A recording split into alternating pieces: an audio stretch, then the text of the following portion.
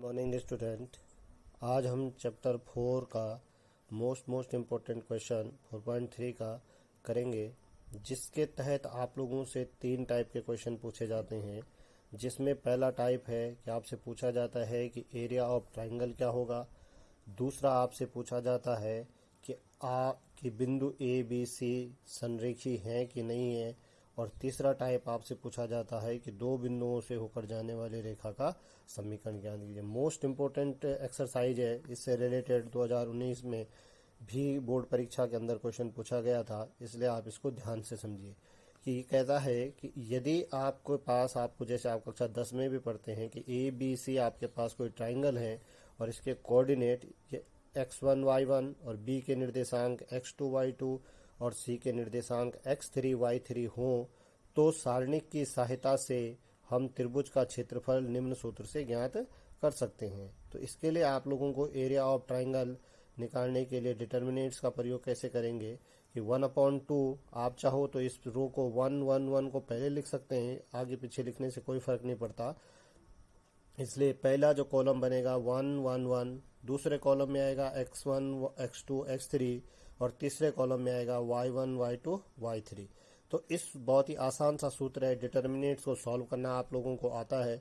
इस तरीके से बहुत आसानी से आप त्रिभुज का क्षेत्रफल ज्ञात कर सकते हैं। जैसे कक्षा 10 का जो एरिया ऑफ ट्राइंगल का जो फॉर्मूला था, उसको थोड़ा सा एक्सपेंड करके और थोड़ा सा समायोजित करके डिटर्मिनेंट्स की फॉर्म में लिखा गया है। इसके बाद आप लोग कक्षा 10 में ही जानते थे कि यदि ये त्रिभुज का क्षेत्रफल शून्य हो जाए, अगर ये त्रिभुज का क्षेत्रफल शून्य होगा, अर्थात ये बिंदु ए बी सी क्या होंगे, संरेखी होंगे, एक ही रेखा में स्थित होंगे। तो हम इसके लिए क्या कर सकते हैं कि अगर आपके पास ये क्वेश्चन आएगा कि सिद्ध कीजिए कि बिंदु ए बी सी संरेखी हैं, तो आप क्या करेंगे, एरिया ऑफ ट्राइंगल निकालेंगे। एरिया ऑफ ट्राइंगल क्या होगा, अगर शून्य आएगा तो बिंदु क्या होंगे, संरेखी होंगे। आप इस बात पर भी ध्यान देंगे कि यदि कभी एरिया ऑफ ट्राइंगल नेगेटिव आता है, तो आपको पता है कि किसी भी का क्षेत्रफल जो होता है वो हमेशा धनात्मक होता है, तो आप उसको पॉजिटिव ही कंसिडर करेंगे। इस पर जो आपके पास दूसरा जो मोस्ट इम्पोर्टेंट है, जो दूसरा जो टॉपिक है आपके पास, वो ये है कि दो बिंदुओं से होकर जाने वाली रेखा। अब आपको पता था, कक्षा 11 में हमने पढ़ा था कि बिंदु ए और बी से होकर जाने वाली जो रेखा है, उसके लिए हम समीकरण लिखते थे क्या,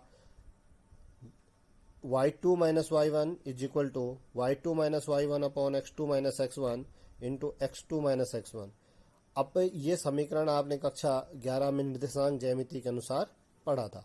इसी को थोड़ा सा एडजस्टमेंट किया है सारणिक के तौर पर, और लेकिन अब सारणिक की सहायता से हम क्या करेंगे, अभी इन दो बिंदुओं से होकर जाने वाली रेखा। अब आप यहाँ पर देख पा रहे होंगे कि बिंदु ए और बी से होकर जाने वाली जो रेखा है वो एक ही रेखा, एक रेखा है, अर्थात ये संरेखी है। और ये संरेखी है, तो इसके लिए हम इसके साथ सहायता से क्या करेंगे कि हम इसको इस तरीके से एक्सपेंड करेंगे जैसे त्रिभुज के क्षेत्रफल को क्या बनाया था, 0। अब इसमें ध्यान देने योग्य बात है कि हमको एक पॉइंट P लेना पड़ेगा जो इस रेखा पर स्थित है, माना वो x और y है।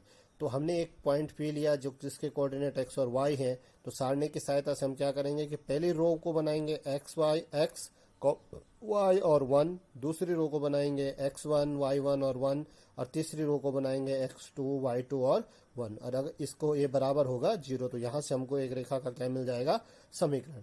तो आपसे इन 3 टाइप के जो आप लोगों के पास 3 टाइप्स के जो क्वेश्चन इस एक्सरसाइज से पूछे जाएंगे, बहुत आसान सी एक्सरसाइज है। पहला क्वेश्चन आपको त्रिभुज के क्षेत्रफल से रिलेटेड होगा। दूसरा आपका इसी त्रिभुज के क्षेत्रफल को 0 कर देना, यदि 0 आता है तो वो संरेखी होगी और दो बिंदुओं से होकर जाने वाली रेखा। इसी के साथ आप लोगों को एक मोस्ट इम्पोर्टेंट क्वेश्चन करवा रहा हूँ, जो इस एक्सरसाइज का क्वेश्चन नंबर 2 है।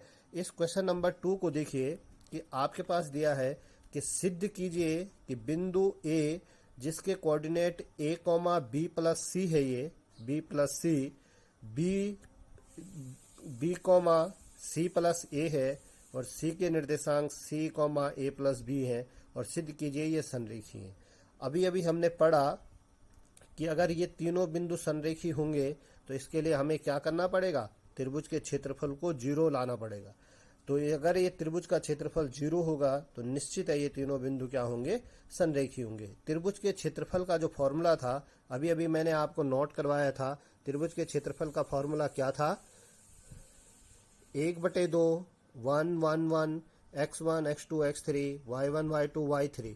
और इसी तरीके से अब आप लोग यहाँ पर फॉर्मूले में वैल्यू रखेंगे तो मैं हमेशा कहता हूँ पहली रो 1 1 1 रखिए, दूसरी रो देखिए ए x1 हो गया a, y1 हो गया b, और x1 x2 x3 sorry, x1 हो गया a, x2 हो गया b, x3 हो गया c।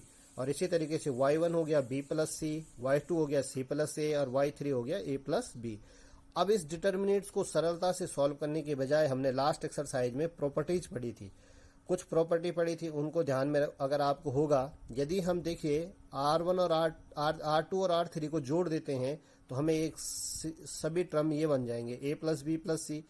तो इससे फायदा क्या होगा कि जब हम इसको कॉमन लेंगे तो हमारे पास डिटर्मिनेंट्स की प्रॉपर्टी लग जाएगी। तो हमने R2 में ऑपरेशन लगाया और R2 और R3 को जोड़ दिया। R2 और R3 को जोड़ने से क्या हुआ कि देखिए पहली रो में तो कोई चेंज नहीं आया, लेकिन क्या हुआ a plus B plus C, a plus B plus C, a plus B plus C, ये तीनों के तीनों एलिमेंट समान आ गए। अगर ये तीनों एलिमेंट समान आ गए तो हम इसको क्या कर सकते हैं, R2 से कॉमन ले सकते हैं। तो R2 से हमने इसको क्या ले लिया, कॉमन। जैसे ही हमने इसको R2 से कॉमन लिया वैसे हमारी पहली रो तो 1 1 1 थी, तो दूसरी रो भी क्या बन गई, 1 1 1। अब हमको प्रॉपर्टी आती है, सारणिक का जो गुण था, क्या गुण था कि यदि किसी सारणिक के अंदर दो पंक्तियां समान हो तो उसका क्षेत्रफल क्या होता है, 0 होता है। यदि सारणी के अंदर दो पंक्तियां समान हो तो उसका मान क्या होता है, 0 होता है। तो यहां पर देखिए R1 और R2 समान है, इसलिए एरिया ऑफ ट्राइंगल क्या हो जाएगा, 0।